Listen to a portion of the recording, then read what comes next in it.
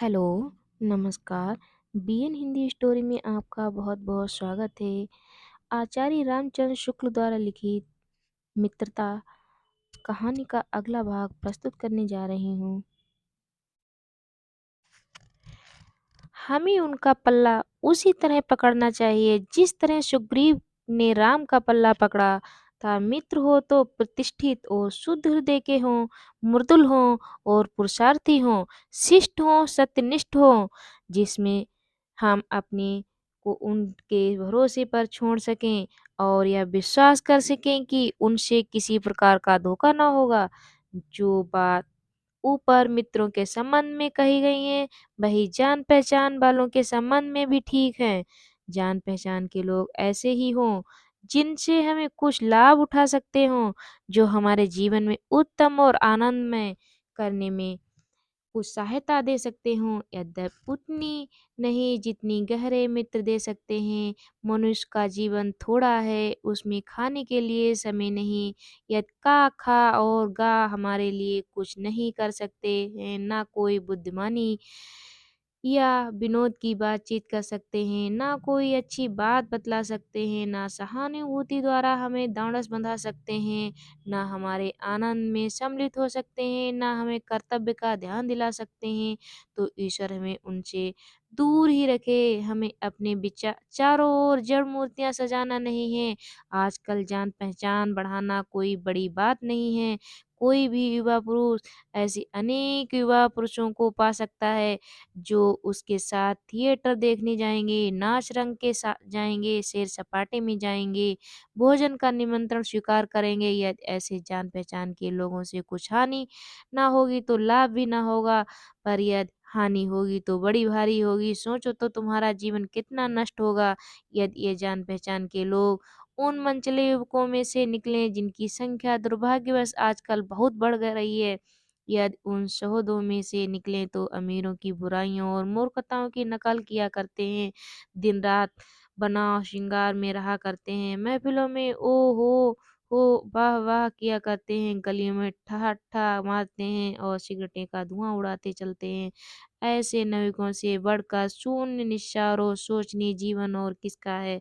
वे अच्छी बातों के सच्चे आनंद में कोसों दूर हैं। उनके लिए ना तो संसार में सुंदर और मनोहर उक्ति वाले कवि हुए हैं और ना संसार में सुंदर आचरण वाले महात्मा हुए हैं। उनके लिए ना तो बड़े-बड़े वीर अद्भुत कर्म कर गए हैं और ना बड़े-बड़े ग्रंथकार ऐसे विचार छोड़ गए हैं जिनसे मनुष्य जाति के हृदय में सात्विकता की उमंगें उठती हैं। उनके लिए फूल पत्तियों में कोई सौंदर्य नहीं, झरनों के कल-कल में मधुर संगीत नहीं, अनंत सागर तरंगों में गंभीर रहस्यों का आभास नहीं, उनके भाग्य में सच्चे प्रयत्न और पुरुषार्थ का आनंद नहीं, उनके भाग्य में सच्ची प्रीति का सुख और कोमल हृदय की शांति नहीं, जिनकी आत्मा अपने इंद्रिय विषयों में ही लिप्त है, जिनका हृदय निश्चयों और कुत्सित विचारों से कलुषित है, ऐसे नाशों उन्मुख प्राणियों को दिन-दिन अंधकार में पतित होते देख कौन ऐसा होगा जो तरस न खाएगा? उसे ऐसे प्राणियों का साथ न करना चाहिए। मकदूनिया का बादशाह डेमेट्रियस कभी-कभी राज्य का सब काम छोड़कर अपने ही मेल के 10-5 साथियों को लेकर विषय वासना में लिप्त रहा करता था। एक बार बीमारी का बहाना करके इसी प्रकार वह अपने दिन काट रहा था। इसी बीच उसका पिता उससे मिलने के लिए गया और उसने एक हँसमुख जवान को कोठरी से बाहर निकलते देखा। जब पिता कोठरी के भीतर पहुंचा तब डेमेट्रियस ने कहा, ज्वर ने मुझे अभी छोड़ा है। पिता ने कहा, हाँ ठीक है, वह दरवाजे पर मुझे मिला था। कुसंग का ज्वर सबसे भयानक होता है। यह केवल नीति और सद्वृत्ति का ही नाश नहीं करता, बल्कि बुद्धि का भी क्षय करता है। किसी युवा पुरुष की संगति यदि बुरी होगी तो वह उसके पैरों में बंधी चक्की के समान होगी, जो उसे दिन-दिन में अवनति के गड्ढे में गिराती जाएगी, और यदि अच्छी होगी तो सहारा देने वाली बाहु के समान होगी, जो उसे निरंतर उन्नति की ओर उठाती जाएगी। इंग्लैंड के एक विद्वान की युवावस्था में राज दरबार में जगह नहीं मिली। इस पर जिंदगी भर वह अपने भाग्य को सराहता रहा। बहुत से लोग इसे अपना बड़ा दुर्भाग्य समझते थे। पर वह अच्छी तरह जानता था कि वह वहाँ बुरे लोगों की संगति में पड़ता, जो उसकी आध्यात्मिक उन्नति में बाधक होती। बहुत से लोग ऐसे होते हैं जिनकी घड़ी भर के साथ से भी बुद्धि भ्रष्ट हो जाती है, क्योंकि उतने ही बीच में ऐसी ऐसी बातें कही जाती हैं जो कानों में ने ना पड़नी चाहिए। चित्त पर ऐसे प्रभाव पड़ते हैं जिनसे उसकी पवित्रता का नाश होता है। बुराई अटल भाव धारण करके बैठती है। बुरी बातें हमारे धारणा में बहुत दिनों तक टिकती हैं। इस बात को प्रायः सभी लोग जानते हैं कि भद्दे व फूहड़ गीत जितनी जल्दी ध्यान पर चढ़ते हैं, उतनी जल्दी कोई गंभीर या अच्छी बात नहीं। एक बार एक मित्र ने मुझसे कहा कि उसने लड़कपन में कहीं से एक बुरी कहावत सुन पाई थी, जिसका ध्यान वह लाख चेष्टा करता है कि ना आए, पर बार बार आता है। जिन भावनाओं को हम दूर रखना चाहते हैं, जिन बातों को हम याद करना चाहते हैं, वे बार बार हृदय में उठती हैं और बैठती हैं।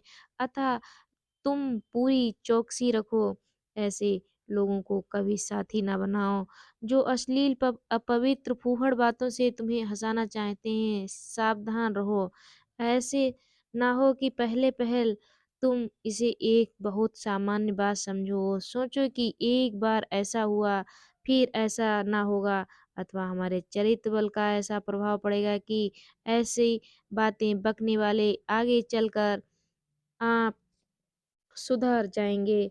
नहीं, ऐसा नहीं होगा।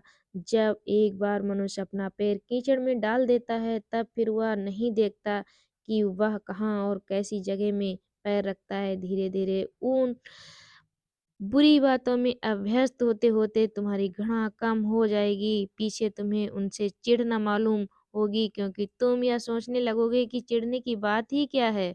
तुम्हारा विवेक कुंठित हो जाएगा और तुम्हें भले-बुरे की पहचान न रह जाएगी। अंत में होते-होते तुम भी बुराइयों के भक्त बन जाओगे। अतः हृदय में उज्ज्वल और निष्कलंक रखने का सबसे अच्छा उपाय यही है कि बुरी संगत को छूत से बचो।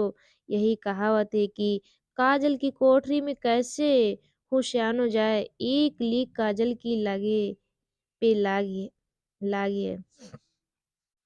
आचार्य रामचंद्र शुक्ल की मित्रता कहानी पूर्ण हुई। अपनी वाणी को विराम देती हूँ। जल्द ही उपस्थित होंगी एक नई कहानी के साथ। तब तक के लिए धन्यवाद।